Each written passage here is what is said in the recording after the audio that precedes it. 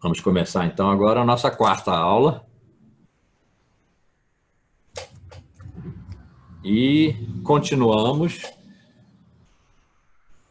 perseguindo o entendimento de por que, nesse momento em que nós estamos enfrentando a morte, né?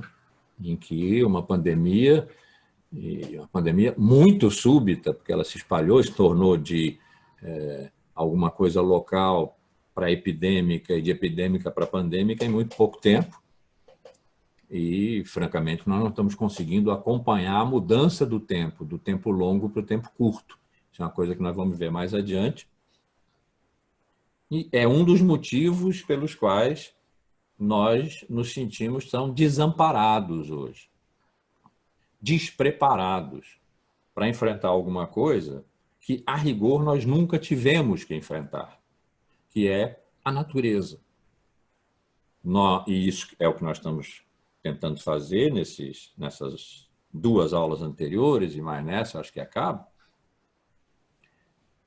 é verificar que nós produzimos vários mecanismos, vários paradigmas de afastamento da natureza, desde daquele equilíbrio bonito do início, isso é uma hipótese, né? Do início da cultura grega, antes mesmo de ela existir, antes mesmo de existir uma Hélade, uma Grécia, um povo heleno, povo grego. Um movimento foi feito ali naquela região do Mar Jônico, ali entre a Europa e a Ásia. Foi ali que se passou a Guerra de Troia, em que uma cultura começou a aparecer e depois se solidificou como nós a conhecemos, e que é a cultura nossa ancestral, uma das nossas ancestrais, porque também a cultura judaica entra nessa ancestralidade, em que se fez uma aposta que era um desejo, e que era possível viver com as multiplicidades, com a demasia de mundo. Nós estamos usando aqui o termo natureza, porque é o que nós temos a enfrentar hoje, né? O que está, de certa forma, nos subjugando hoje para um lugar dentro das nossas casas, para um aprisionamento voluntário, mas necessário. Nesse momento, naquele momento, eu estou falando de uns 10 séculos antes de Cristo, claro, essa datação não dispõe de um carbono 14 daqueles firmes, né? Mas é possível estabelecer ali por volta da Ilíada como uma espécie de relatório dessa decisão desejante dos gregos, então em Constituição, de que era possível viver nas multiplicidades, entre os excessos, o haver demais de tudo, de gatos, sapatos, retratos e regatos, o haver demais de tudo, de homens e mulheres, e deuses e deusas, e riachos, e beija-flores, e girassóis, e montanhas, e vales, e, enfim, e animais de todos os tipos, o haver demais que nos sufoca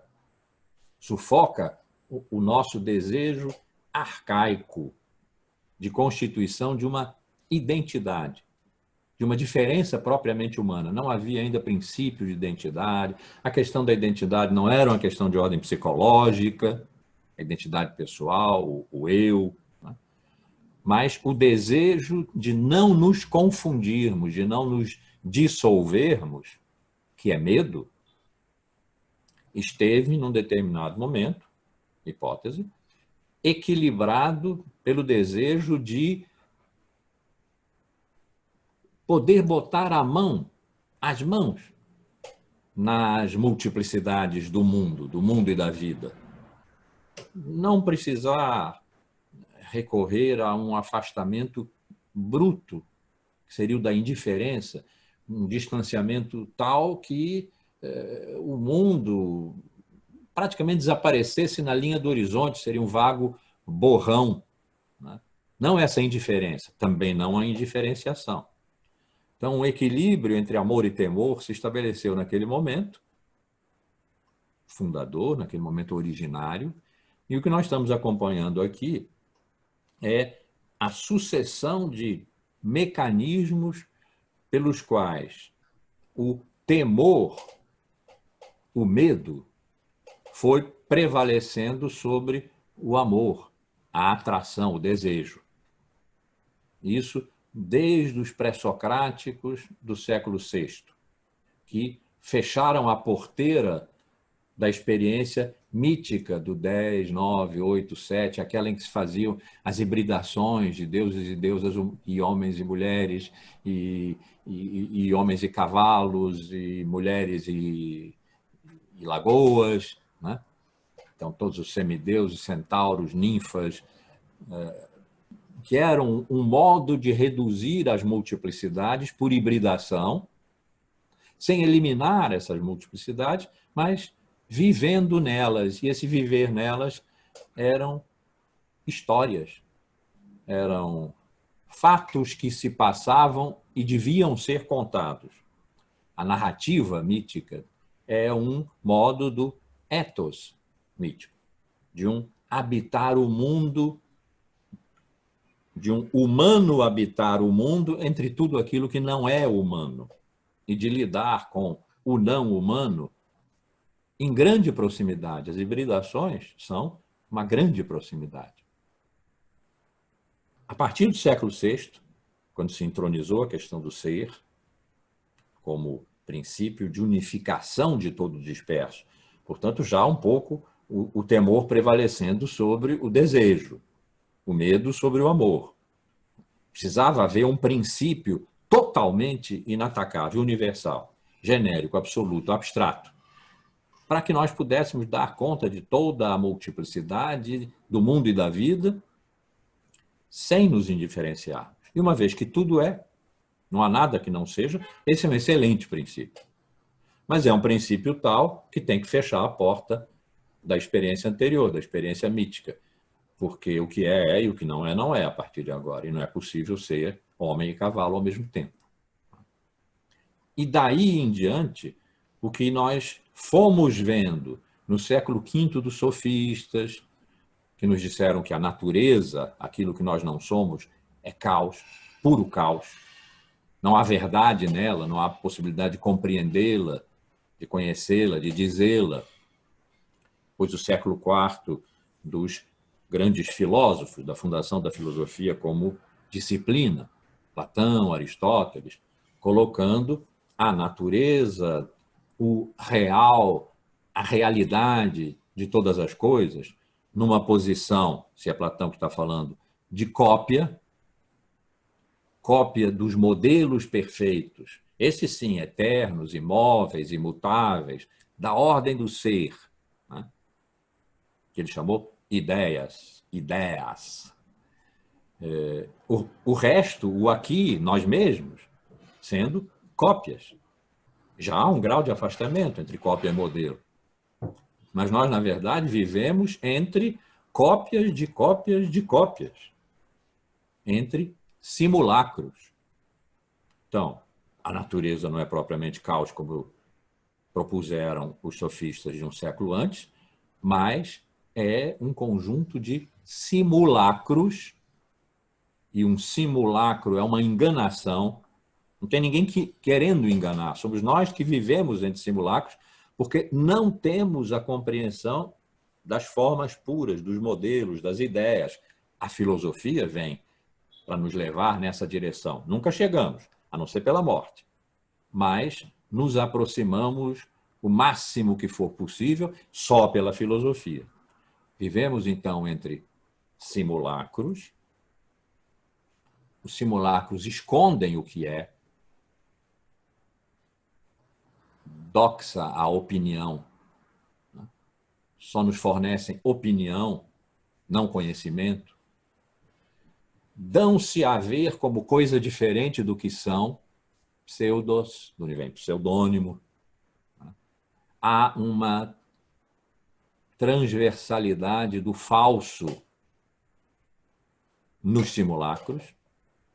Nós precisamos nos livrar disso, ou os sofistas terão razão e não haverá verdade, e a filosofia é que nos ajuda a reduzir a potência do falso, dos simulacros, a nos aproximarmos das boas cópias e, a partir daí, elevarmos a nossa alma à maior proximidade possível das ideias. Alcançaremos essa proximidade máxima com a morte, com a libertação da alma dos desejos, das demandas, dos pedidos incessantes do corpo, que a alma tem que atender a todo momento, e é por isso que se esquece das ideias que ela já viu, já contemplou. Se esquece. Precisa recuperar a memória, e o processo de conhecimento é esse, é uma rememoração. A teoria da reminiscência de Platão, né? É isso. Nós já sabemos o que é verdadeiramente, por isso é que podemos dizer que há verdade. Nós sabemos o que é, mas esquecemos. Nós só podemos esquecer o que sabemos. Não é possível esquecer o que não se sabe. Então, nós sabemos a verdade, mas ela está esquecida pela potência de pressão do corpo sobre a alma. Platão admitia 3 almas para dar coerência a essa sua teoria. Uma alma irritada, irascível, que tinha por sede o fígado. Até hoje nós dizemos, fulano é inimigo figadal. Usa-se pouco esse termo agora, mas ele existe. Inimigo figadal de Beltrano. Quer dizer, é no fígado. Quero comer seu fígado. É o máximo de irritação, de ódio. Uma alma apetitiva ou afetiva que habita o plexo solar, o coração. É cordial. Nenhuma das duas é racional. Depois, separados do corpo pelo, como ele chama, istmo do pescoço, nós temos a ilha da cabeça, e aqui é que está a terceira alma, a alma racional. As duas do corpo pressionam essa a responder permanentemente aos desejos e necessidades da fome, do frio, da sede, do sexo, do desejo, do medo, da morte, etc. A filosofia permite o abandono do corpo, portanto, o afastamento do que é natural em nós e a elevação do que a gente poderia chamar o espírito. A palavra existe em grego, né? Nous, o espírito. A elevação do espírito, da alma racional, para a maior contemplação possível das ideias, que é o que a filosofia nos permite fazer. Então, vocês vejam que tem aí uma estruturação importante, dualista, de separação, que os sofistas começaram, mas que agora está se sofisticando, de separação entre o que é puramente inteligível, racional e, portanto, verdadeiro, que são as ideias que habitam a nossa mente, porque a nossa alma já as contemplou antes de vir nos servir. O número de almas, para os gregos, era finito. A ideia de infinito não é boa para os gregos, porque ela implica numa imperfeição, né? Parece contraditório, mas é que o infinito é aquele número ao qual se pode sempre acrescentar mais um, ele nunca está completo. Então, essa incompletude do infinito não é uma ideia que os gregos tenham tratado bem, com a qual tenham lidado bem, não lhes deu prazer o infinito. Então, não há um número infinito de almas, o número é finito. Então, as pessoas morrem, a alma volta para junto do seu Deus, para junto das ideias, e lá um dia precisam de novo servir a alguém. Dizia-se que quem conseguisse se lembrar de todos os serviços que a sua, naquele momento, sua alma prestou, sairia do fluxo do tempo, sua alma, essa alma, sairia do fluxo do tempo e entraria numa eternidade para frente, iria habitar as ilhas bem-aventuradas e não desceria mais ao Tártaro, ao lugar das sombras, dos mortos. Diz-se que Empédocles, que que foi um filósofo grego, mas da Magna Grécia, como se chamava, que é o sul da Itália, a Sicília, né? Aquilo compunha uma unidade cultural, e ele morreu ou se suicidou caindo na boca do vulcão Etna. Ele teria se lembrado, e a frase é dele, de ter sido menina e menino, peixe no fundo do mar, flor, e finalmente ele mesmo. Quando ele morreu na boca do Etna, a sua alma não voltou para prestar nenhum serviço. Tornou-se pura convivência com as ideias. Portanto, dissolveu-se na verdade. Então, há uma sofisticação no pensamento platônico, não por acaso. Ele é o nosso fundador literal, porque Sócrates não tendo deixado nada escrito, o cara é Platão. Né?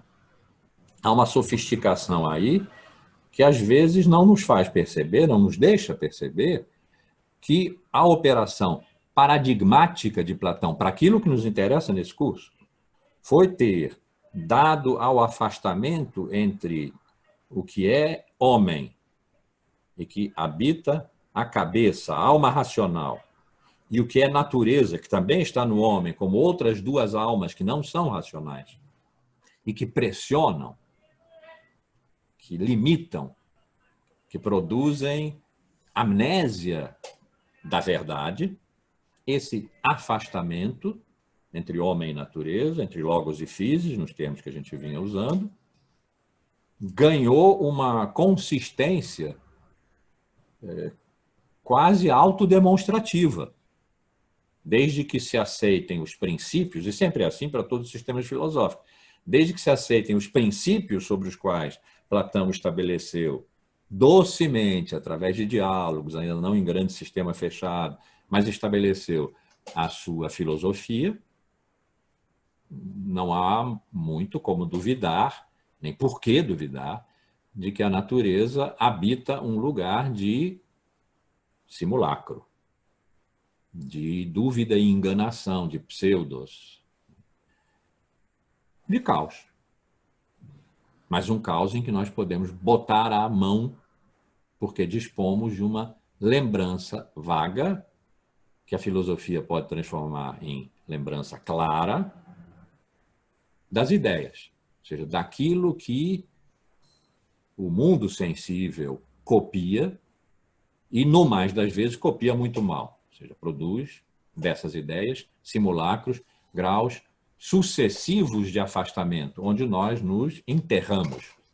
Quanto maior for a nossa distância da atitude filosófica diante da vida, do mundo, modo de pensar e modo de viver na filosofia, quanto mais nós nos afastemos disso, mais nós estaremos enterrados no pântano dos simulacros, mais distantes da verdade. Mas os sofistas, nesse caso, terão razão. Então, na sofisticação do pensamento de Platão está o primeiro paradigma sério, porque os sofistas só disseram a natureza é caos. E sendo caos, nada pode ser conhecido, compreendido, comunicado. É poderoso isso, porque isso ganchou toda a filosofia depois. Mas a primeira elaboração disso, que não se deu conta de que era isso que estava elaborando, sofisticadamente, foi essa de Platão, em que natureza e razão e natureza, logos e physis, que mais tarde nós vamos tratar, lá pelo Renascimento, cultura e natureza, que está valendo até hoje, se estabeleceu. E daí em diante nós vimos acompanhando o modo aristotélico, o dos gregos, das escolas chamadas menores, que deram uma grande ênfase à physis, à natureza. Inverteram a equação. É a natureza que é a lei, não é a razão. Não são ideias, isso não existe. É a natureza. A natureza é a lei.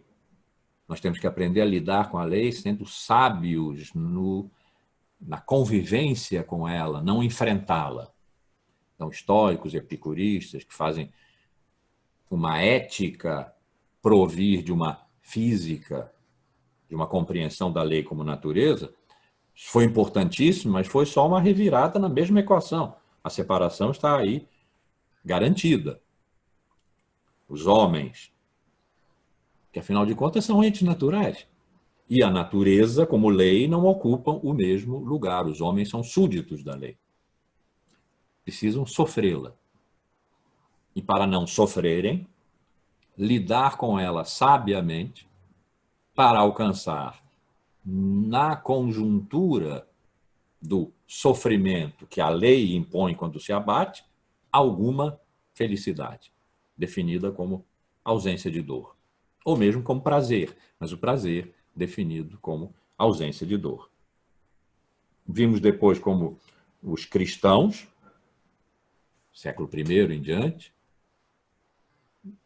trataram essa relação entre homem e natureza, já agora num contexto bem diferente, porque tanto o homem quanto a natureza são criaturas, igualmente criaturas. Não há criaturas de segunda ordem, uma vez que o ato da criação é sempre um ato divino e tem sempre a mesma natureza. Retirar tudo de nada. Nada havia antes, o Espírito de Deus movia-se.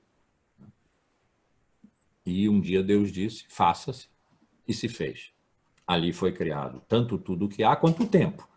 Houve uma tarde, uma manhã, foi o primeiro dia. Houve uma tarde, uma manhã, foi o segundo dia. O tempo foi criado junto com o mundo. Então, a dignidade de tudo que existe é altíssima. No entanto, tendo sido tudo criado à imagem e semelhança, vamos deixar a imagem um pouco fora, porque para nós, habitantes de uma cultura imagética, audiovisual, a imagem tem um sentido representacional, né? É complicado. Mas semelhança. Tudo tendo sido criado à semelhança de Deus, no entanto, algo foi criado segundo um modo de semelhança mais semelhante, mais próximo do Criador. Esse é o homem, porque possui a razão. E Deus é o sumo intelecto. Isso não é óbvio. Houve toda uma elaboração, toda uma discussão sobre se Deus é intelecto. Só a partir do século XI, olha quanto tempo demorou. Só a partir do século XI, quando Aristóteles, trazido pelos árabes, traduzido e interpretado pelos árabes, que só entraram nessa história no século VI, e que resolveram, porque podiam não fazer isso, invadir a Europa pela Península Ibérica. Ali foram recebidos, traduzidos e jogados na Europa. Século XI. No XI, Aristóteles, que pareceu herético, foi proibido. No XII, permitido. E no XIII, tornou-se obrigatório. Nesse período, Deus veio a se constituir como puro intelecto e o homem como a mais alta das criaturas, porque partilha com Deus o intelecto. Santo Agostinho, no século V, não concordaria com isso. A ideia joanina, que está numa das epístolas de São João, mas se encontra também dissolvida no evangelho dele, que é diferente dos outros, de que Deus é amor, não é compatível com a noção de Deus ser intelecto. E aí a questão da superioridade do homem em relação a todas as outras criaturas não é óbvia, como veio a ser depois. De todo modo, nesse período cristão, do 1º ao 13, pelo menos, né, houve uma compreensão da natureza como coisa sagrada. Por isso é que os primeiros filósofos dessa longa época, nos 2 primeiros séculos, chamados padres apologetas, tentaram demonstrar que a filosofia cristã era superior à filosofia grega porque dispunha de uma de um melhor conceito da natureza, da physis. Claro, a physis não era puro caos, não era pseudos, que se faz passar por outra coisa, doxa, a opinião, era criatura, como nós. A partir daí, foi-se elaborando uma diferença entre o homem, que é uma criatura mais elevada, porque partilha mais da semelhança com Deus, e a natureza começou a ser vista como perigosa. Eu dei o exemplo aqui dos alquimistas, das mulheres, as bruxas, que se aproximaram demais da natureza, se distanciaram da razão. E a razão, nesse momento, é a razão teológica, porque a verdade suprema, é a verdade revelada, dada por Deus. A razão humana tenta esclarecer o que está obscuro nas verdades reveladas, porque dadas por Deus, nós humanos temos, claro, dificuldade de compreender. Às vezes parece que há contradição, há obscuridade, há lacunas. A razão serve de coadjuvante, procurando verdades. Então, a verdade buscada pela razão vai na direção do esclarecimento da verdade revelada por Deus. Esse é o papel da teologia. E isso foi constituindo uma tradição de interpretação de tudo aquilo que é fundamental para essa cultura. Os grandes dogmas se elaboraram a partir daí. Só uma pequena ressalva para dogma. Essa palavra se tornou, com o tempo, tão achincalhada. Não é? Dogma tem como radical indo-europeu doc, de onde vem docente, onde vem doutor, doctor.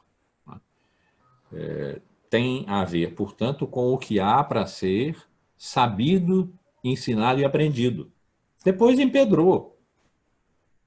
Se tornou aquilo que não pode ser discutido. Antes, pelo contrário, era o que devia ser discutido. Foi assim que nos concílios vieram a se estabelecer os dogmas da Trindade, da Encarnação e da Ressurreição, discutindo e votando. Então, estabeleceram-se ali os dogmas em relação aos quais se estabeleceu uma tradição. De novo, a palavra tradição é mal vista, né? Tradere é passar adiante. Trade é comércio ainda em inglês, né? Passar adiante. Então, a tradição é um ato de passar a alguém alguma coisa que se tem. Se faz, por exemplo, entre gerações. Uma geração passa a outra aquilo que possui. Essa geração segunda recebe no modo em que pode receber e passa, por sua vez, adiante. Então, há passagem e transformação. Isso é o conjunto da tradição. Ora, segundo o conjunto da tradição, progressivamente o homem foi valendo mais do que a natureza. E quem se aproximava excessivamente da natureza contra, portanto, a tradição teológica, racional, filosófica, corria risco. Sua alma corria risco. As mulheres, os alquimistas, outros que se aproximavam demasiadamente, que se entregavam à natureza, que, afinal de contas, este mundo, que é um vale de lágrimas, é uma passagem como Santo Agostinho disse, da Jerusalém terrestre para Jerusalém celeste. A cidade definitiva está no livro A Cidade de Deus. Primeiro a dizer Cidade de Deus, não foi o filme, foi Santo Agostinho. A cidade de Deus é aquela a que a humanidade chegará depois de um longo trânsito histórico dos povos que não tiveram contato com Deus, passando por aqueles que pareciam já cristãos. Então, por exemplo, para Santo Agostinho e para a época, Platão e Aristóteles eram cristãos, filósofos cristãos. O fato de que Cristo ainda não tivesse, naquele momento, 4 séculos antes de Cristo, justamente, aparecido, era inteiramente secundário, porque ele sempre foi Cristo, sempre foi a segunda pessoa da Santíssima Trindade. De modo que ele não precisava vir como Jesus, para que quem pensasse segundo o Logos, e esse foi o sentido que Logos adquiriu para a cultura cristã, está lá em São João, no prólogo do seu Evangelho segundo, né, o testemunho de São João, no princípio era o Logos. Ele escreveu em grego e a palavra é essa. No princípio era o Logos, e o Logos estava em Deus, e o Logos era Deus, e depois. E o Logos se fez carne e habitou entre nós. Platão e Aristóteles teriam, na compreensão neoplatônica de Santo Agostinho, compreendido o Logos, e nesse sentido eram já, avant la lettre, filósofos cristãos. Então, passando pelas culturas, pela cultura que conheceu Deus, cultura judaica, até a consumação na cultura que viveu Deus. Porque Deus fez homem, viveu entre nós, como o homem morreu, como Deus não morreu, ressuscitou. Isso faz sentido para uma determinada cultura, a cultura cristã, que do século I em diante, incorporando a racionalidade grega também, se estabeleceu e veio até hoje. Quando se encontra em tremenda crise, como paradigma. Mas ali, nesse momento, começou-se a estabelecer uma distinção muito acirrada quando, no século XI, Aristóteles entrou em cena. Por enquanto era Platão, um neoplatonismo sendo uma filosofia, sim, há neoplatônicos gregos, que não são nada cristãos, mas atravessada por uma religiosidade, uma escola grega de origem, filosófica, atravessada por uma religiosidade que não está em Platão. Então, esse neoplatonismo, Santo Agostinho era um neoplatônico, ele se dizia platônico, a ideia de ser neoplatônico para ele não fazia nenhum sentido, é uma ideia histórica, da história da filosofia. Então, esse neoplatônico, Santo Agostinho, já concebia a diferença entre, uma diferença estrutural, entre o homem e a natureza, tudo sendo criatura, porque é no coração do homem que Deus habita, não na natureza. Eu quero conhecer Deus e a minha alma, ele dizia. Deus é mais íntimo de mim do que eu mesmo. Deus habita o meu coração, eu tenho que ouvi-lo ali. Então, essa diferença entre o homem e a natureza já estava estabelecida naquele século V de Santo Agostinho, que vinha acumulando, desde o terceiro, sobretudo, em que os grandes dogmas foram estabelecidos, terceiro, quarto e o quinto, já estava ali, sem Aristóteles, sem nada, uma compreensão da superioridade, pelos termos que nós estamos usando, do homem sobre a natureza ou de Logos sobre Física. Depois do século XI, quando, por efeito das invasões islâmicas, né, e da recolha de um Aristóteles que o Ocidente não conhecia. Havia o livro da Ética e muito pouca coisa mais de Aristóteles, mesmo assim interpretada neoplatonicamente, num livro de Porfírio sobre Aristóteles, que é um filósofo menor. Né? Isso era o que se sabia de Aristóteles. De repente, no século XI, ele explodiu na Europa. A lógica, dialética, mais tarde a metafísica, entraram na Europa e mudaram tudo. E aí Deus e o intelecto, aí mesmo é que não houve dúvida, o homem é superior a todo o resto da criação. Ele é o rei da criação. A narrativa bíblica se deixa interpretar dessa maneira, embora não seja obrigatório. Nesse momento foi. O homem é o rei da criação porque dispõe do intelecto. Então, não dispõe do intelecto, é constituído pelo intelecto divino. Separação fortemente estabelecida nesse momento. E depois tivemos o Renascimento, foi mais ou menos por aqui que paramos, né, na aula passada, o Renascimento que, compreendendo o que sempre esteve compreendido, né, mas ali se tornou tema, que Deus não é um bom objeto de conhecimento, que Deus não pode ser conhecido, porque é infinito, porque etc. Todas aquelas coisas que nós sabemos. E que, portanto, A razão tem que se concentrar, a razão tem que se concentrar naquilo que pode ser conhecido, que são todas as criaturas, em dois blocos, o homem e a natureza.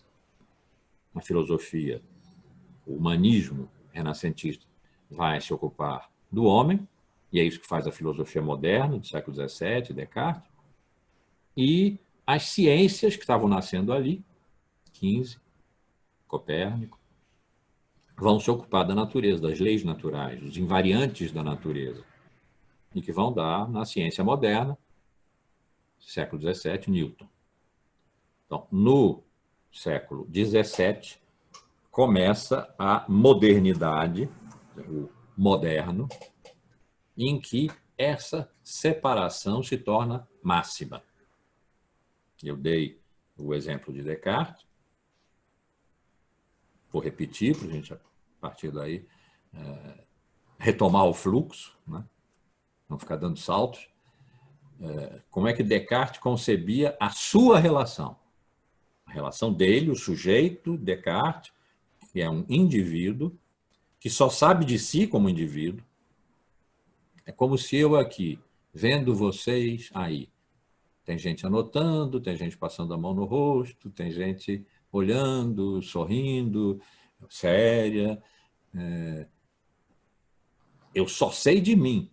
Eu estou falando porque estou pensando, e se eu penso, eu existo.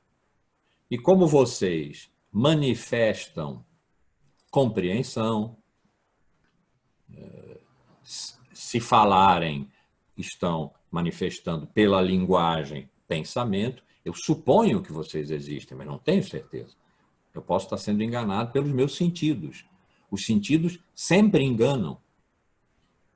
E por que é que os sentidos sempre enganam? Porque o que está na outra ponta dos sentidos é a natureza. A natureza não pode ser conhecida. Como aquilo que é? Ela foi desessencializada, dessubstancializada. Essa é a saída do movimento renascentista. Vamos tratar do homem como homem e da natureza como natureza. Portanto, encontrar o invariante humano, que foi encontrado na razão individual, a de Descartes, e o invariante natural, que são as leis. Não é a natureza na sua multiplicidade, na sua pletora, como eu disse na aula passada, não é a maçã que caiu na cabeça de Newton.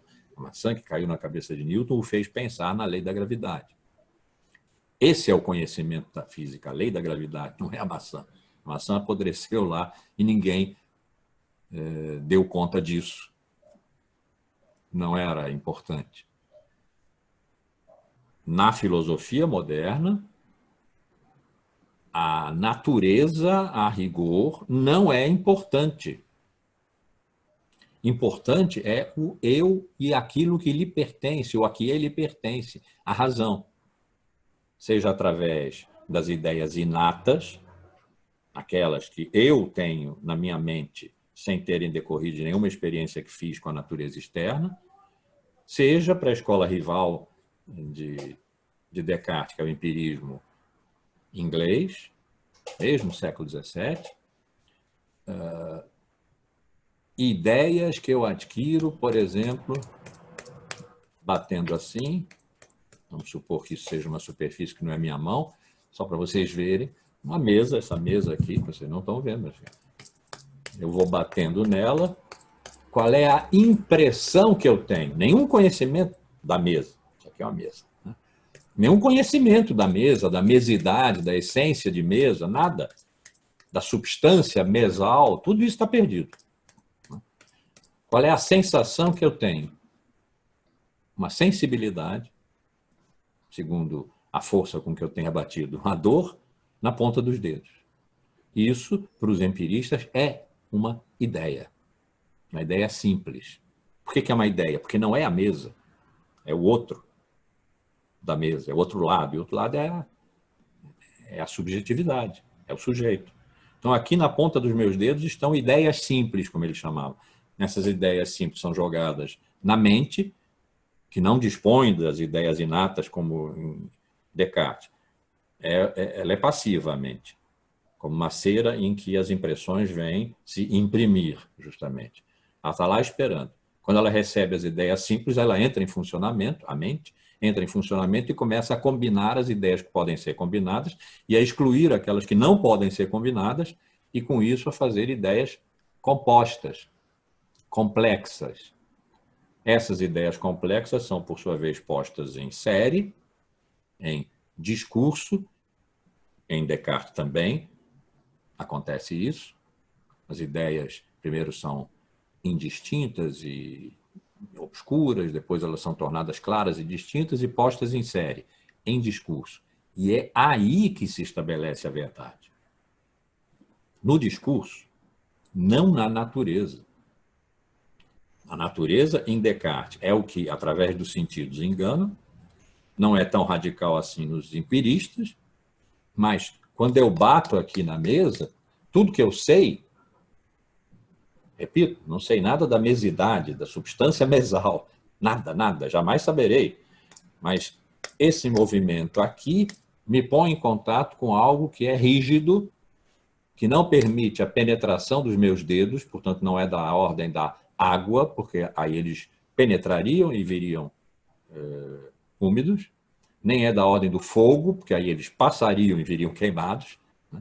É da ordem da terra, para pensar nos elementos, né? É da ordem da terra, é duro, não passa. Isso é tudo que eu sei. Está aqui, é jogado na mente, e ali é trabalhado. Então, vocês veem que, nesse momento, a natureza obteve o máximo de afastamento. Exatamente o momento das ciências naturais, que tinham cuja intenção era o conhecimento da natureza. Mas já vimos, a origem desse movimento é o renascimento, quando diz Deus não é um bom objeto de conhecimento, mas nós podemos conhecer as criaturas, nesse caso, a natureza, por exemplo, e conhecendo a natureza, conhecer a criação. Não Deus, mas Deus cria segundo si mesmo, de modo que, por exemplo, na natureza está impressa a criação. E isso são as leis naturais. As leis naturais são invariantes, eternas, absolutas. Falava-se no tempo em ciências exatas, aquelas cujas proposições eram válidas em qualquer tempo, em qualquer lugar, não eram alteradas por circunstâncias conjunturais, porque eram a expressão da absoluta verdade da natureza, que não se dá na multiplicidade das suas manifestações. Essa é aquela árvore, eu estou olhando para duas árvores diferentes ali fora. Aliás, são várias, né? Algumas diferentes na qualidade e várias, como são várias, são diferentes na quantidade. Não sei nada sobre isso. Não sei da arboridade como essência de todas as árvores. Isso é coisa lá de Platão, de Aristóteles. Não sei mais nada disso. O que eu sei, se sou físico, e se sou astrônomo, sei dos astros, e se sou químico, sei da composição química, bioquímica, molecular, etc., da matéria. O que eu sei são os invariantes estruturais, as leis. A natureza mesmo, na sua multiplicidade dispersa, ilimitadamente dispersa, aquilo que assustou lá no começo os gregos, mas que eles quiseram, que eles desejaram, agora está afastado como o lugar do erro. A natureza é onde se erra. É nas leis naturais que não se erra. Se elas são bem conhecidas, e bem conhecidas significa conhecidas segundo a sua linguagem própria, própria a elas, as leis. E essa linguagem é a linguagem matemática. A mais abstrata, a que menos tem conexão, aliás, conexão zero, com a realidade objetiva fora dela, dessa linguagem matemática. Esse é o modelo universal para toda a cientificidade. Mesmo quando no século XIX apareceram as ciências humanas, elas precisaram se submeter ao modelo da física: sujeito, objeto, experimentação, observação, estabelecimento de leis universais, portanto, generalização, abstração. Senão, não seriam ciências. Elas queriam ser ciências. Poderiam não ter querido. Queriam ser ciências. Precisaram se adequar a esse modelo. objetificante da ciência.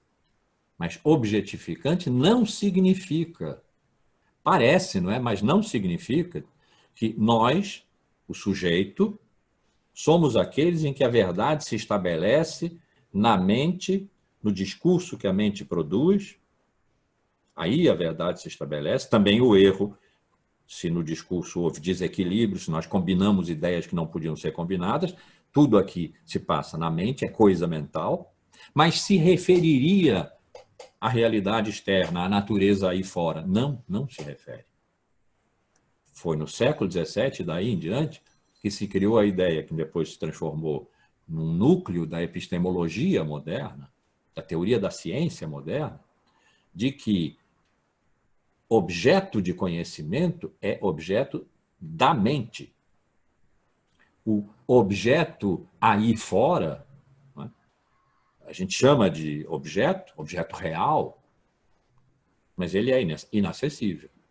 De modo que a relação não é entre um sujeito, que é o homem, e um objeto, que é a natureza. A relação é do sujeito consigo mesmo, na sua mente, trabalhando na ordem do discurso, mateticamente, ou matematicamente, se é das ciências que se trata. Então, houve aí um grau de afastamento máximo. Quando nós chegarmos ao final do século XX, aos pós-modernos, e eles nos disserem que o real, a realidade, o real, que é o termo filosófico consagrado, né? Que o real não é que não exista, mas perdeu totalmente interesse. Vamos nos lembrar aqui de Descartes, vamos lembrar do século XVII, em que o real foi posto no ostracismo, foi mandado embora, foi expatriado. E a ciência ficou autorreferente, e a filosofia autorreferente. É o grande momento da soberania da razão.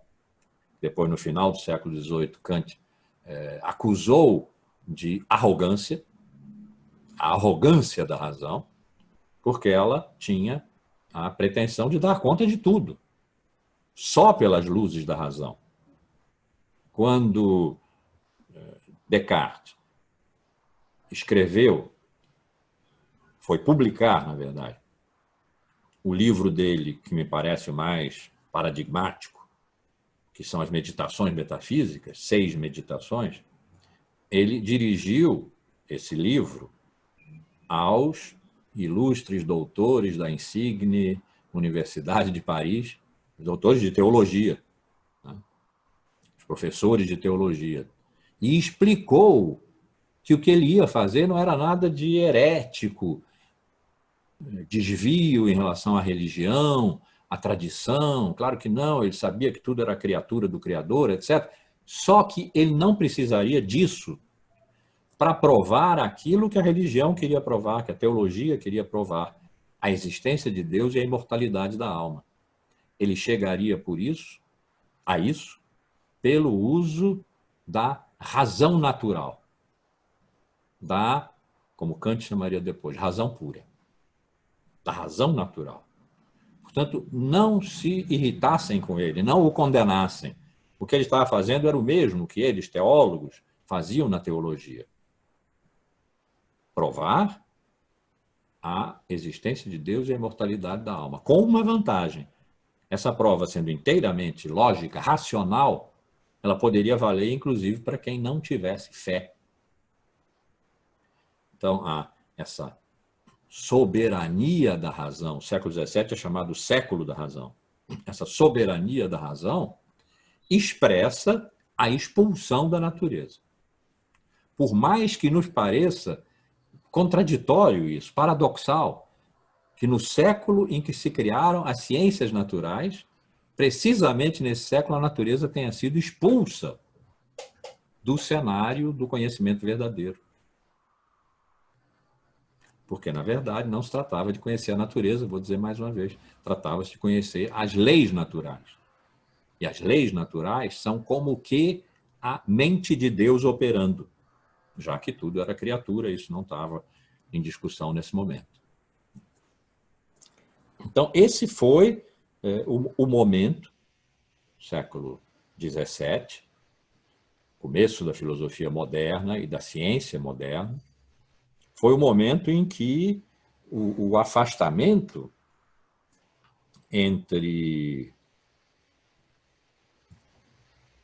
homem e natureza, nos termos já renascentistas, cultura e natureza, se tornou mais agudo, em que a prevalência da cultura e das suas técnicas, da sua capacidade de manipular a natureza em benefício da humanidade.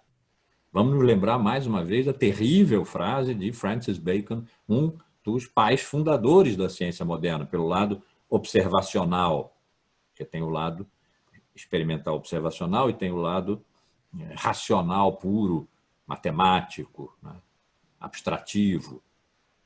Bacon, que está no lado observacional, experimental, como será depois, disse aquela frase terrível: a natureza é como uma mulher que guarda um segredo. Nós, significa nós os homens, a razão, né, temos o direito de arrancar esse segredo dela, se necessário com violência, mesmo que mediante estupro.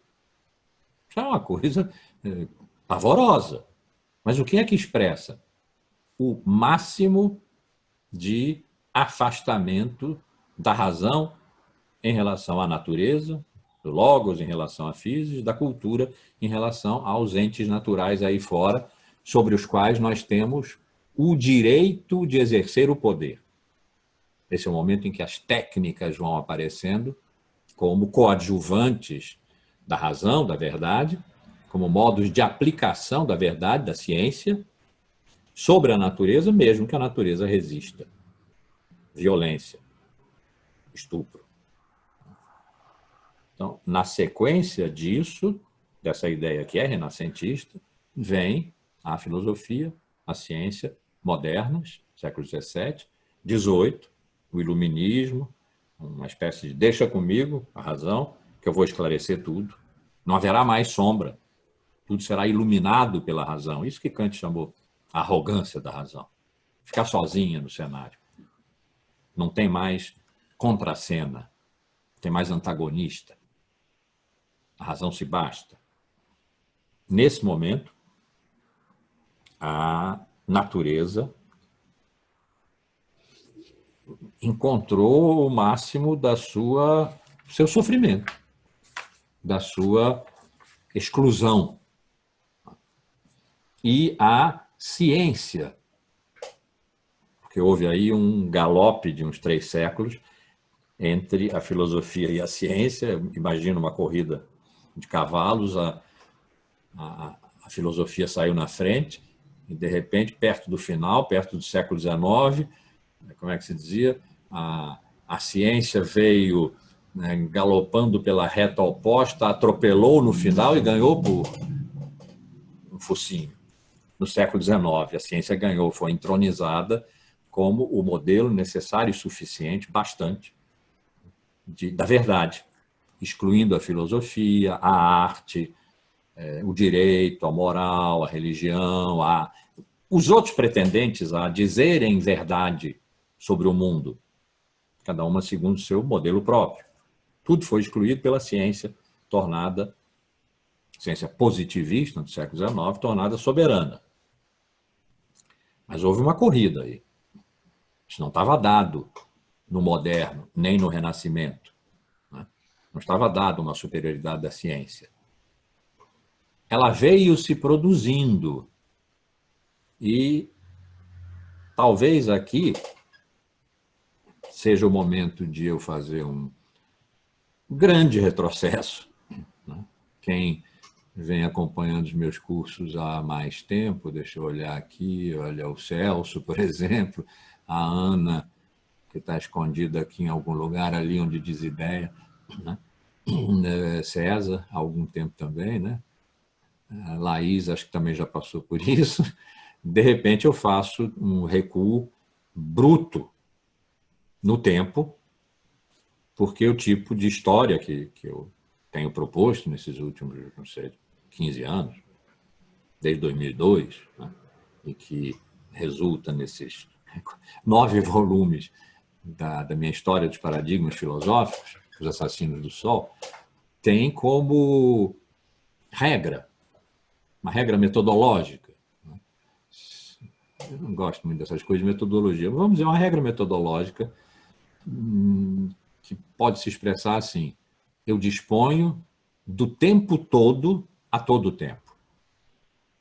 Isso quer dizer, eu não sou obrigado, pelo contrário, se fizer isso, provavelmente vou estar atraindo o meu objetivo, que é encontrar os paradigmas filosóficos.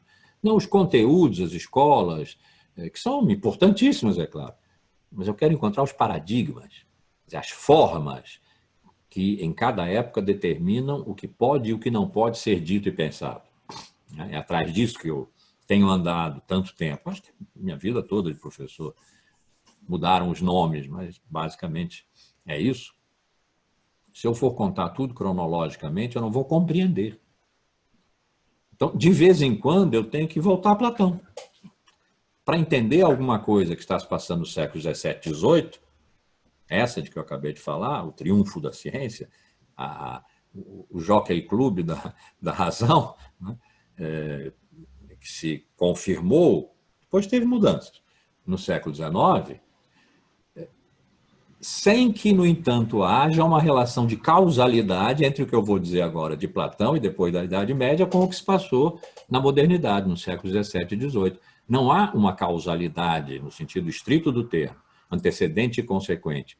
Mas o que Platão fez, o que depois foi feito de outro modo, mas também, de um certo modo, refeito no século XI e no século XIII, tem a ver com esse triunfo da ciência. E tem a ver não significa, é causa. Já estava implícito, já estava inserido e escondido. Não. Paradigmas, quer dizer, condições de possibilidade de ser, dizer, fazer e pensar em épocas, portanto, historialmente, se deram e desapareceram. Algumas coisas reapareceram não como uma continuação daquilo que tinha se dado, mas como uma iniciativa própria de outra época que lembra o que em época anterior tinha sido feito, mas não do mesmo modo nem para o mesmo fim. Então, fazer essas conexões, né, faz parte da busca de uma história dos paradigmas filosóficos, que por isso, dispondo do tempo todo o tempo, é capaz e às vezes precisa se comportar de uma maneira anacrônica. Eu vou falar de coisas agora que uma atenção menos atenta pode entender como ele está dizendo que Platão determinou o triunfo da ciência no século XIX. Não. Claro que não. Mas é o momento de falar nesse assunto que eu já anunciei que falaria num determinado ponto, e o ponto é agora, senti que o ponto é agora, que é a questão dos universais. Com esse nome, a questão dos universais, é uma questão medieval. Mas sem esse nome, foi tratada por Platão no seu diálogo Crátilo, em que se tratou do sentido, da natureza das palavras. Então, quando eu digo mesa, essa palavra é adequada às mesas, todas as mesas, ou é puramente uma convenção que nós estabelecemos entre nós para podermos falar e nos entender? Essas eram as duas opções. Uma, vamos chamar, naturalista e uma convencionalista. E os dois personagens do diálogo, Crátilo, que era um naturalista, e Hermógenes, que era um convencionalista, naturalmente mediado o diálogo e conduzido por Sócrates, o personagem conceitual de Platão, discutiram eruditamente se o L, o lambda, né, indica movimento ou permanência, se Hermógenes, que era um dos personagens, que literalmente significava o gerado por Hermes. Hermes, Mercúrio, era o deus mensageiro, representado com duas asinhas no elmo, no capacete e também nos pés, né? Portanto, veloz, mas Hermógenes era lento. Então, se o nome de Hermógenes devia mesmo ser Hermógenes. Se uma nomeação tivesse que ser natural, Hermógenes precisava mudar de nome. Se fosse pura convenção, não havia nenhum problema em Hermógenes ser lento e se chamar pelo nome de Hermes.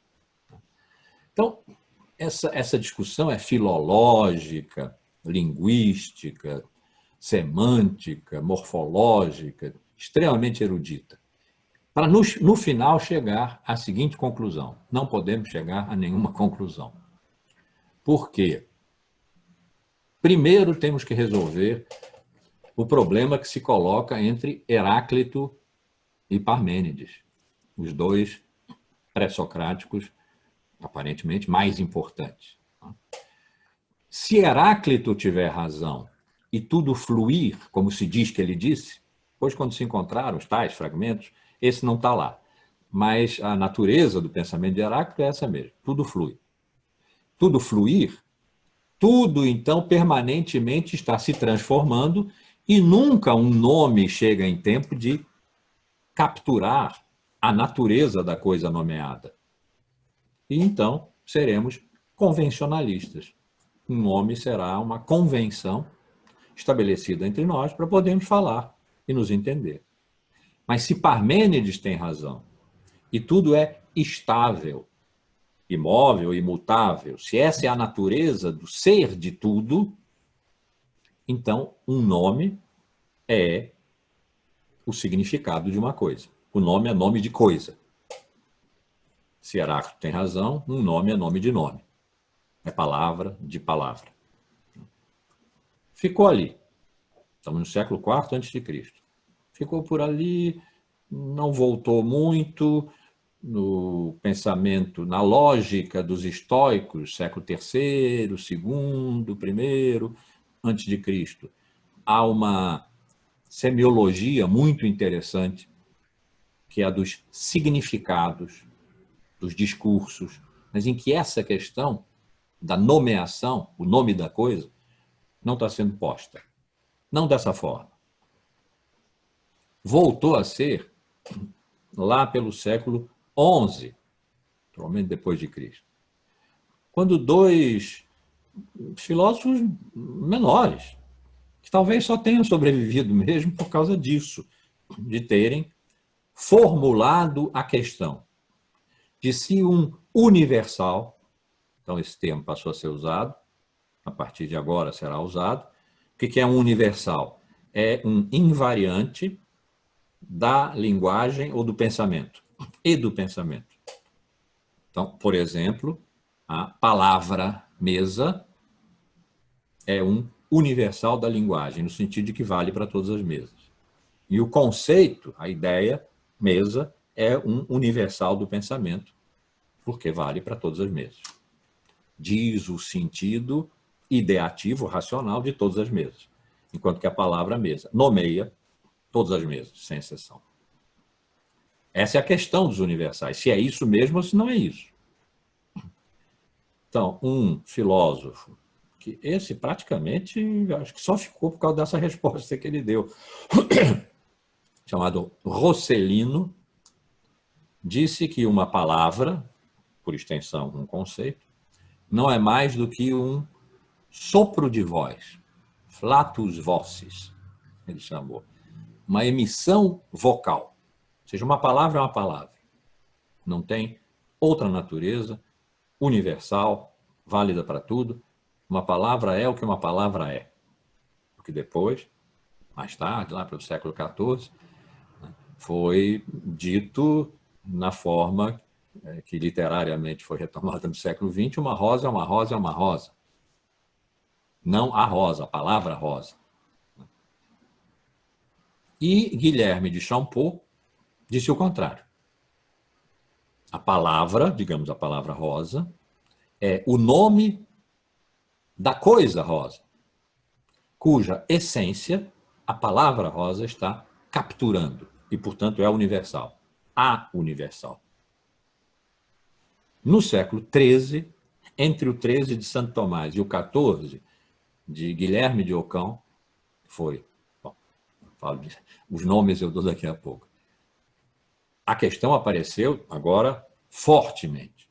Precisava ser resolvida porque a teologia estava chegando a um ponto em que a questão das relações entre razão e fé estava, por sua vez, chegando a um aguçamento tal que daqui a pouquinho aqueles já mencionados aqui averroístas latinos viriam dizer: eu digo pela razão uma coisa, digo pela fé outra coisa. Elas são opostas. Eu sei que se elas são opostas, pelo menos uma está errada, podem estar as duas, mas nunca as duas podem estar certas se são opostas, mas eu não consigo decidir qual é a verdadeira e qual é a falsa. Ou seja, eu perdi a chave da universalidade que permite saber a verdade, decidir da verdade, porque eu agora estou tratando de enunciados, não mais de coisas, de enunciados. Digo pela fé, digo pela razão. Essa foi a formulação já bastante pré-moderna, porque os modernos vão tratar do discurso. Discurso, discurso, discurso, não mais das coisas. Então, essa questão dos universais estava quente entre os séculos XIII e XIV. No XIII, a resposta de Santo Tomás, eu vou dizer assim uma frase, mas ela é extremamente complexa, lindíssima, está no livro dele, que é um livrinho, para mim, do ponto de vista de uma história dos paradigmas, o mais importante dele, que não é a Suma Teológica, que é uma coisa gigantesca e maravilhosa, é este livrinho chamado Do Ente e da Essência. Se vocês puderem ler, façam esse esforço. É a linguagem de Santo Tomás, ela é uma linguagem medieval, filosófico, teológica, tem suas dificuldades, mas o livro é legível e é maravilhoso. Ali está o racional dessa resposta banal que eu vou dar agora. E a resposta é: um universal está primeiro na mente de Deus. Porque quando Deus cria todas as coisas, cria segundo a sua mente, tendo como modelo a sua mente, o intelecto puro que é Deus. Então, antes de mais nada, um universal está na mente de Deus. Em latim, ante rem. Antes da coisa. Em seguida, porque Deus cria segundo sua mente, o universal, que é a sua mente, está na coisa. Deus não cria acidentes, cria essências. Portanto, o universal está na coisa, in re. E por isso, depois, está na linguagem, em que se fala da coisa, nas palavras, nos conceitos, post-rem. Está antes da coisa, na coisa e depois da coisa. Ou seja, o universal existe mesmo, ou não se entende a criação. Não se entende a lógica, a racionalidade da criação, que é fundamental entender. No século XIV, vamos dizer, Santo Tomás corresponderia a Guilherme de Champeau, lá no século XI, que disse: não, os universais existem mesmo. São universais. Agora, vem o que corresponderia àquele Rosselino que disse: não, é só uma emissão vocal. Não tem nada de universal, é só uma emissão vocal. que é o gigantesco Guilherme de Ockham. Ockham é a cidade que dava origem à sua existência, né? Então, Guilherme, nascido em Ockham, Guilherme de Ockham, que dizia: das coisas, eu não sei coisa nenhuma. Nesse sentido, ele é chamado frequentemente o último medieval, o primeiro moderno. Das coisas eu não sei coisa nenhuma, porque elas são estritamente singulares. E do que é estritamente singular, a razão, que generaliza, não pode saber nada. A razão não sabe singularmente, não conhece como razão, mas intui. A intuição é tanto sensível quanto racional, mas não é um conhecimento que represente a coisa. É uma intuição, uma sacada da coisa. Então, se vai falar de universais, isso é um problema de linguagem. Ele diz, é um problema de semiologia. Não é um problema de ontologia. Quer dizer, do que as coisas são elas mesmas e que a razão é capaz de compreender. Então, não há universal. Rosa é uma palavra. Tudo se passa entre palavras. Nome de nome de nome.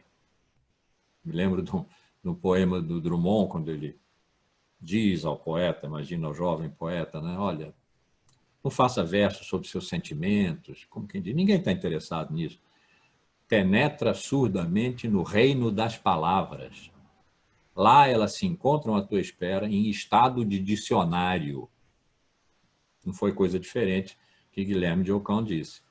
As palavras são nomes de outras palavras, de outros nomes, não são nomes de coisas. Não há, portanto, universais. A conversa sobre universais é um problema de semiologia, não é um problema de verdade, de correspondência à coisa, da razão correspondendo à coisa. Aquilo que Platão não conseguiu resolver, que Guilherme de Champollion que resolveu, que Santo Tomás resolveu de uma maneira complexíssima, que os tomistas, os próprios alunos, não conseguiram depois seguir. Não, digo eu, Guilherme de Ockham, que é um falso problema, porque tudo que existe só existe singularmente, não existe árvore genérica. Toda árvore é essa árvore, que eu estou agora apontando com o dedo. Toda árvore é essa árvore, aquela árvore, aquela árvore, aquela árvore. Não há, portanto, a árvore. Existem árvores singulares. Portanto, a apreensão essencial de a árvore, da arboreidade, a essência de árvore, que seria um universal, e a expressão dessa essência por uma palavra conveniente a todas as árvores, não é um problema filosófico, é um problema semiológico, é um problema de linguagem. Os semiólogos que se virem com isso, não é questão para nós, filósofos teólogos.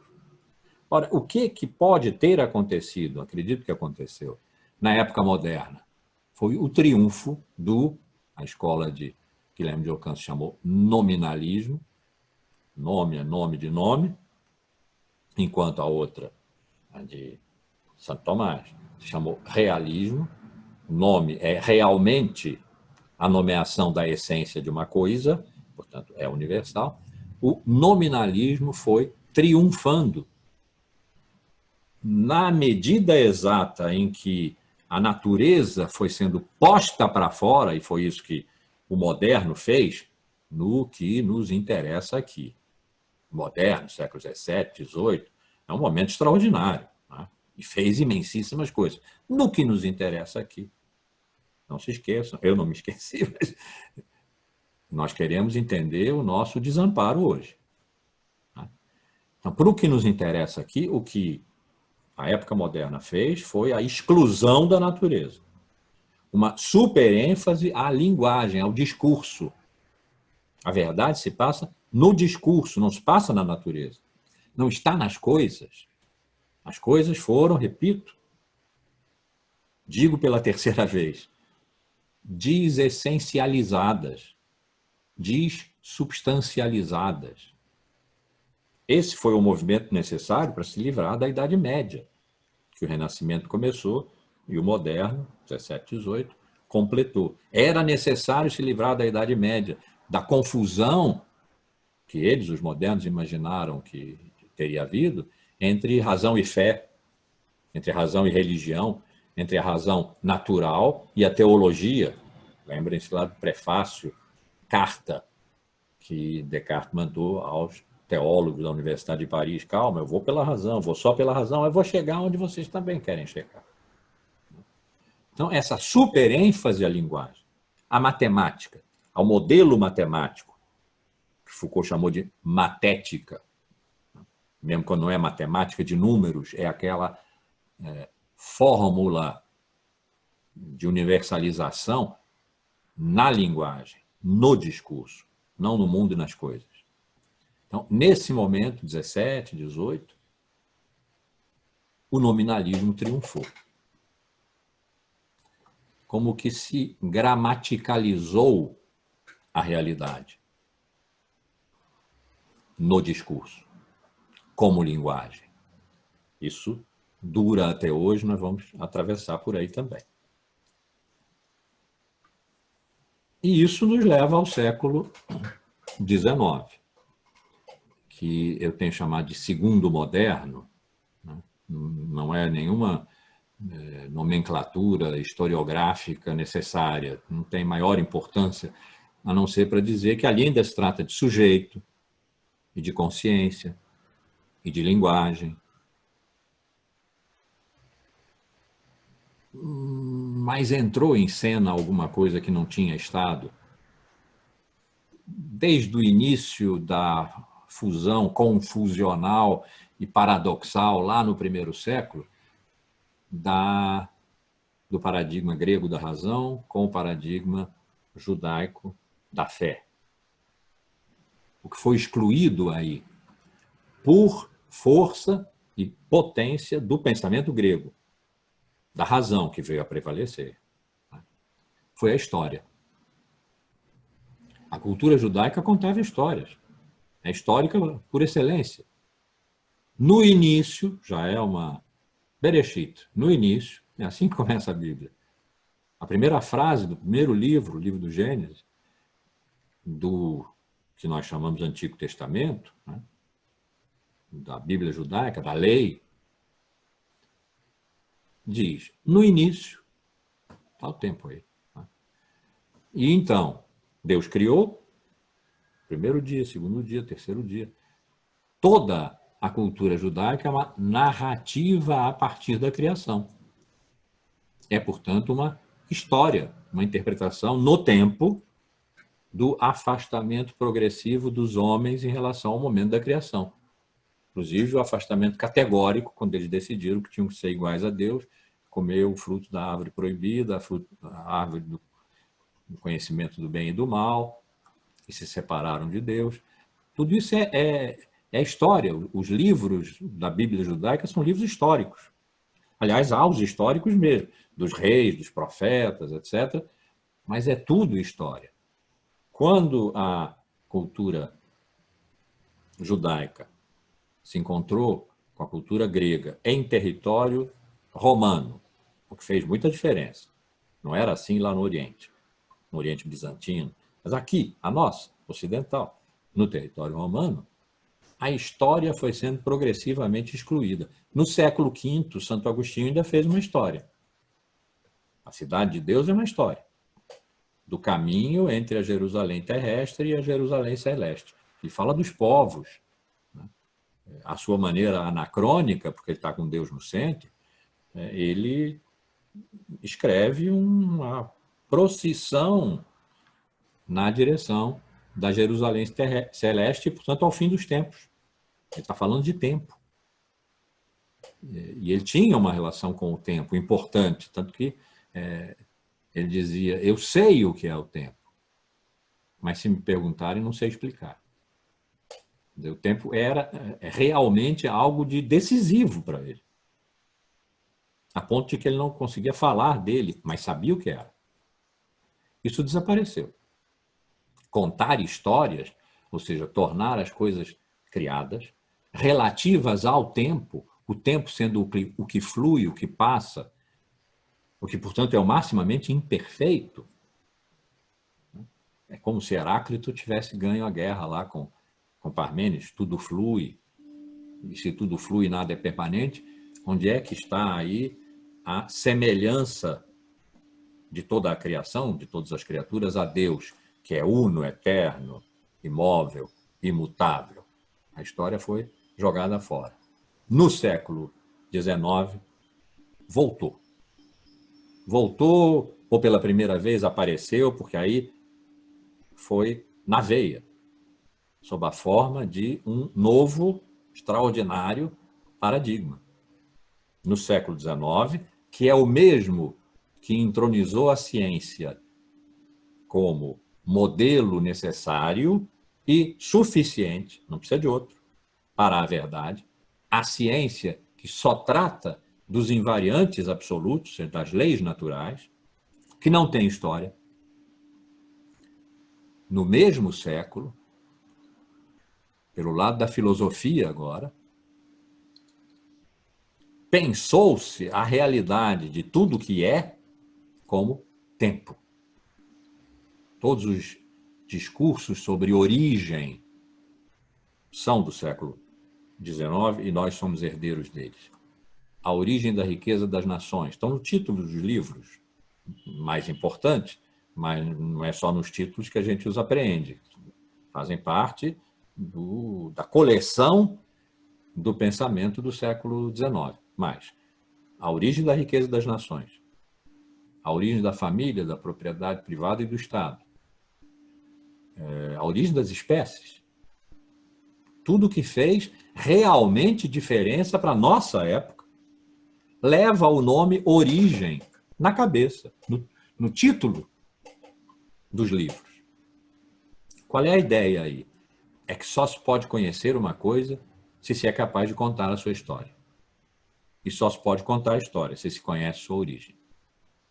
Então, procurar a origem de algo, isso é que é ser historiador, no sentido amplo do termo, procurar a origem de algo e contar a sua derivação no tempo, contar a sua história, até esse momento em que esse algo está sendo observado, ou se ele já acabou, até o momento em que acabou, que está no nosso passado, então, é a condição absoluta para nós podermos conhecer verdadeiramente.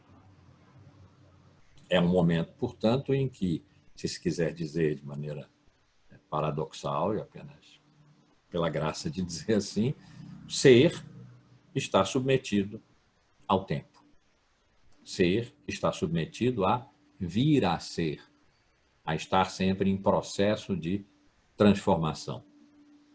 Eu penso às vezes, como uma licença poética, uma ficção filosófica. Se se pode fazer ficção científica, por que é que não se pode fazer ficção filosófica? Né?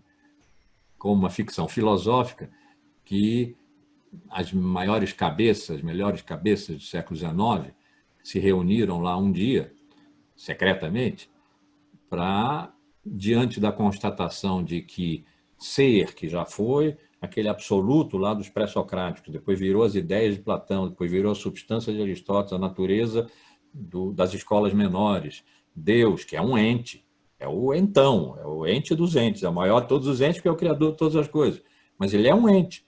De Deus se diz, ele é isso, ele é aquilo, pode se apontar com o dedo. Depois sujeito, e o sujeito é o quê? É um indivíduo, que sou eu, nessa imensa redução da universalidade abstrata, genérica, de ser, lá no século VI a.C., a pessoa finitíssima de Descartes, essa imensa perda de substância de ser, não vai mais dar em nada. Nós estamos atravessando um deserto com uma sede avassaladora, não encontramos nem uma miragem de oásis, de poço, para matarmos a nossa sede. A que se deve isso? À leitura que Platão fez de Parmênides, ser é uno, eterno, imóvel e imutável. Deu nisso. Foi excelente. Foram, de Parmênides em diante, 25 séculos, de Platão em diante, 23 séculos, de grandeza. Mas acabou. Existe fadiga dos materiais. Acabou. O que é que podemos fazer? E alguém lá, imagino que tenha sido Nietzsche, deu uma ideia. E se nós prendêssemos, dessemos uma prisão provisória daquelas que leva anos, anos e anos, Parmênides, e fizéssemos uma progressão de pena de Heráclito. Bota uma tornozeleira nele, mas solta. Vamos ver o que Heráclito faz. E Heráclito entrou quebrando.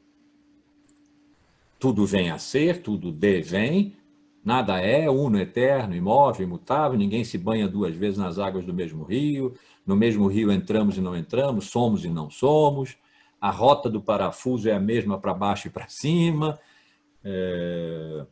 tudo é um, tudo, todas as coisas, na sua multiplicidade imensa, se reduz a um mais um, por sua vez, é todas as coisas. Então, multiplicidade e unidade estão sempre em jogo, não há fixidez de nada. Pensado isso em termos de tempo, tudo é história. Isso acabou a ficção. Isso seria o que Heráclito teria dito a essas grandes cabeças pensantes do século XIX. Deixem comigo, se vocês me soltarem, eu vou dar a vocês um presente extraordinário, um novo paradigma que nunca houve antes. Veio a ser a história. Esse paradigma, que é maravilhoso, né? Ele pensa tudo em termos de início e fim. Não é só a origem que o paradigma de pensamento do século XIX instituiu. Origem das espécies, etc. É fim também. Fim, extinção, acabamento, seja catastrófico, seja glorioso. As coisas podem chegar ao fim por completude, completação, perfeição. Perfazer é fazer até o fim, é completar. Então, o perfeito, o completo, quando algo chega à sua última realização, a mais perfeita, acaba. Acaba a história. A ideia de acabar a história não é uma ideia pós-moderna, não. É uma ideia do século XIX, que Hegel teve, que Marx teve. Pode acabar catastroficamente também, mas acaba. Há um começo e há um fim. Qual é um dos efeitos importantes para o que nos diz respeito dessa universalidade da história? Nada escapa da história. O vírus ali fora não escapa da história. Nós estamos lidando com ele temporalmente. Vamos ver como lidar com ele muda a nossa compreensão do que é tempo, do que é presente, passado, futuro. Vamos ver isso a partir da próxima aula. Acho que eu acabo aqui agora. Não acabo não, vou precisar de mais uma. Mas daqui a 2 aulas, juro a vocês, a gente vai entrar na pandemia e vai ver isso. O tempo mudou para nós. Qual é um dos efeitos importantes para o que nos diz respeito dessa entrada abrupta de um novo paradigma? É uma ruptura desse paradigma da história no século XIX. É que tudo tendo se universalizado, a noção de uma totalidade, de que o mundo humano e natural constituem uma totalidade, porque a história sendo o que perpassa tudo, nada estando fora da história, tudo, portanto, estando dentro da história, tudo, quando se diz tudo, está se falando da totalidade do que é no seu movimento de tornar-se, de devir, de vir a ser, deixar de ser, deixar de ser e vir a ser. Nada escapa desse movimento. Há, portanto, algo comum a tudo. É como se estivesse retomando a grande intuição pré-socrática. Existe um princípio universal para tudo, é que tudo é. Como se estivesse retomando essa grande intuição ao avesso. Existe uma lei universal para tudo. É que tudo vem a ser. É que tudo devém. Tudo está sempre em passagem para outro estado. Isso vale para tudo. Vale para o homem, vale para a natureza. Então, pareceria, e em parte é, que nesse momento aqueles grandes afastamentos, progressivamente cada vez maiores, e que encontraram na época moderna, 17, 18, e no iluminismo, na arrogância da razão, a sua culminância foi de colocar a natureza inteiramente fora do nosso domínio de poder, que é o da linguagem, o da razão. Essa gramaticalização do mundo, da vida, esse triunfo do nominalismo, que os séculos XVII e XVIII, na hipótese que eu estou trazendo para cá, conheceram, teriam sofrido um freio de arrumação no século XIX, quando a totalidade da história, que não deixa de fora nada, não deixa de fora a natureza. A natureza tem sua história. A ideia de história natural, que já existia, mas sem esse sentido histórico propriamente, né? A ideia de história natural, de que o universo, por exemplo, teve um início, que ele uma vez já não foi e veio a ser. E que esse início pode ser conhecido, precisa ser conhecido, senão nós não conhecemos o universo. O início do universo, a origem, já estava sendo procurada no século XIX. Não havia Big Bang, nada disso, mas estava sendo procurado. Porque se o universo for eterno, ele é como Deus, e nós não podemos conhecê-lo. Então é necessário que ele tenha tido um início.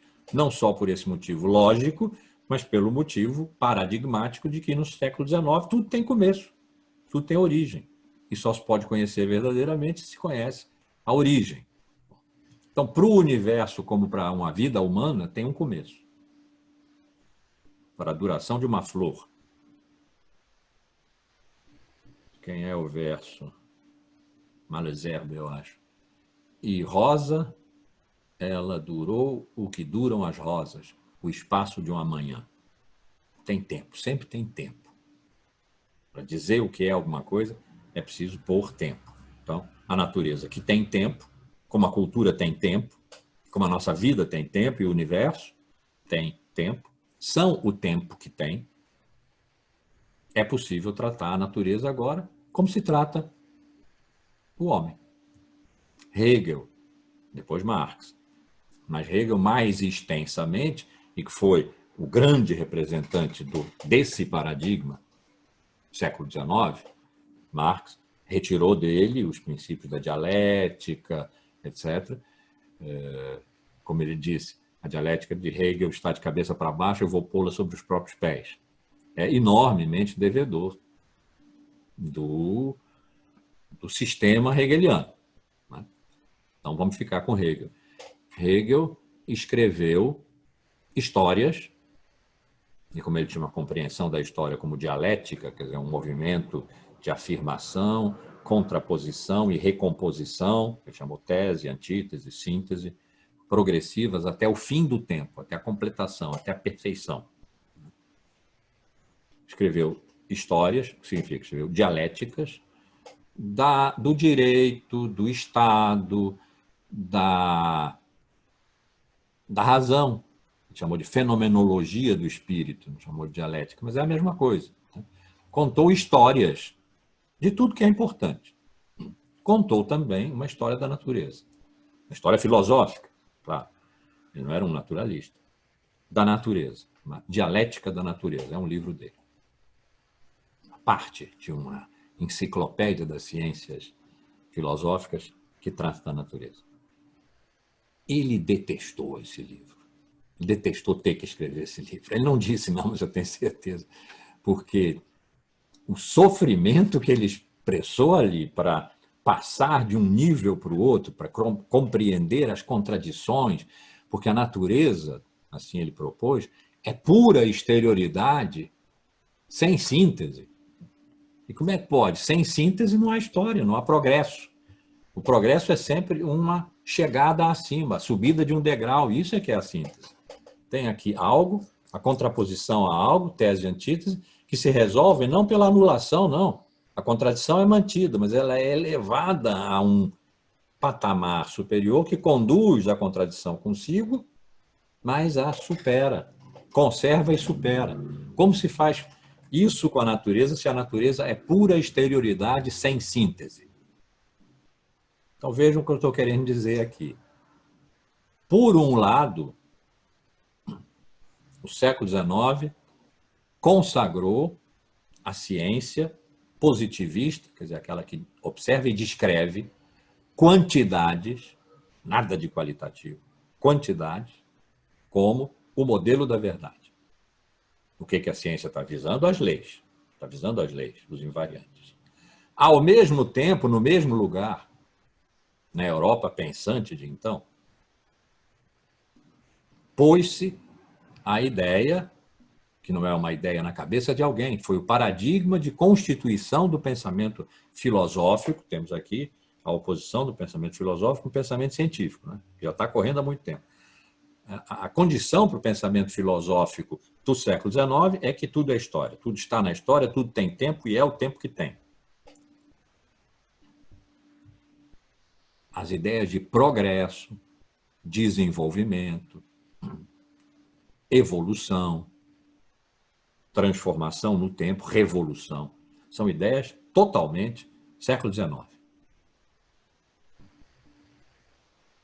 E de acabamento, bom acabamento. O espírito absoluto, assim se chamou em Hegel, o espírito absoluto, ele às vezes chamou Deus, ou simplesmente o absoluto. Aquilo que Marx nomeou como o fim de toda a exploração, quando o último modo de produção, que é o modo de produção comunista, vier a se estabelecer, em que não haverá mais classes, e como ele tinha definido que a luta de classes é o motor da história, porque é aí que as contradições se estabelecem socialmente, se não há mais classes, a história acaba. Mas acaba em perfeição. Passa-se, como ele disse também, do reino da necessidade para o reino da liberdade. Então, a ideia de uma completação final, que tudo acaba, porque é a história, mas acaba em glória, é uma ideia, francamente, século XIX. Mas e a natureza? A natureza que está sendo conhecida lá pela ciência só quantitativamente e segundo suas leis. Nada do que é vivo, diferente, diverso, singular, merece conhecimento pela ciência. Pela filosofia, tudo merece conhecimento, porque tudo é história, inclusive a natureza. Mas vai-se olhar para Hegel. Se tudo é tese, antítese, síntese, e esse é o processo da evolução, do progresso de tudo que há. Menos da natureza. Porque a natureza é pura exterioridade sem síntese. Então não há progresso na natureza. Uma dialética da natureza, ele acabou resolvendo quando conseguiu sair dela. E saiu dela quando, analisando os seres vivos, chegou ao homem, que por sua vez é dotado de uma consciência, e pá, agora ele pode sair da natureza e ir para o espírito, ir para a fenomenologia do espírito, por exemplo. Graças a Deus e respirando aliviado. Hegel não pôde deixar de tratar da natureza, porque ele não podia deixar nada fora da história. Mas foi obrigado a tratar da natureza de tal modo que ela não cabia no modelo histórico seu, dialético. Porque como pura exterioridade sem síntese, não há tese, antítese, síntese, não há contradição, não há progresso, não há resolução gloriosa no fim. Então, embora Hegel tenha tentado tratar da natureza e, portanto, não possa ser posto no mesmo saco de exílio do natural que a gente acompanhou aqui nos séculos XVII e XVIII, do primeiro moderno, ele respirou aliviado quando pôde sair da dialética da natureza e não precisou mais tratar dessa coisa estranha. A natureza é estranha, porque ela é externa. Pura exterioridade sem síntese, que é como Hegel chama, caracteriza a natureza no seu livro, A Dialética da Natureza, está correspondendo ao que, desde o século V dos sofistas, está sendo feito. A natureza é fora do homem, é fora da razão. Ela não tem verdade, ou tem verdade, mas isso dá um tremendo trabalho à razão. Ela é criatura, como todos os... Tudo é criatura, mas o homem é uma criatura especial, portanto a natureza não tem essa qualidade. Enfim, toda a história rápida é uma genealogia rápida que eu estou fazendo aqui, apesar de ela ter levado, vai levar, porque ainda tem século XX, pós-modernos, etc., 4 aulas, mais 4 aulas, eu estou passando do século X a.C., nós estamos no 19 depois, né? Não é tanta coisa assim. Hegel está com grande dificuldade, porque ele é um homem da história e da dialética, reproduzindo a exclusão da natureza. Pura exterioridade sem síntese. Se síntese é a culminância da história, e a natureza não tem síntese, não admite síntese, então, a rigor, a natureza não tem história. Ela é pura exterioridade. Há aí uma contradição no pensamento de Hegel, claro. Não vou tratar aqui de Hegel, mas assinalar essa contradição é importante para nós podermos continuar o nosso percurso de entendermos por que é que nos sentimos hoje tão desamparados diante da natureza quando ela invade, quando ela vem bater na nossa janela. Porque nós a excluímos. Porque tudo que sobe desce. Porque o recalcado volta. Porque a exclusão foi tamanha, que no momento em que revirou, e quanto a ter revirado, é claro, vamos ter que pensar muito. Não foi a natureza que quis, a natureza não é um sujeito que quer. Né? Mas quando revirou, revirou com a mesma violência da exclusão. E a violência da exclusão se dá, se é da vida que nós tratamos, sob a forma da morte. E se é do mundo que nós tratamos, sob a forma da reclusão. De um mundo fechado sobre si mesmo, para se proteger da terra, da natureza que avança. Então, ficamos por aqui.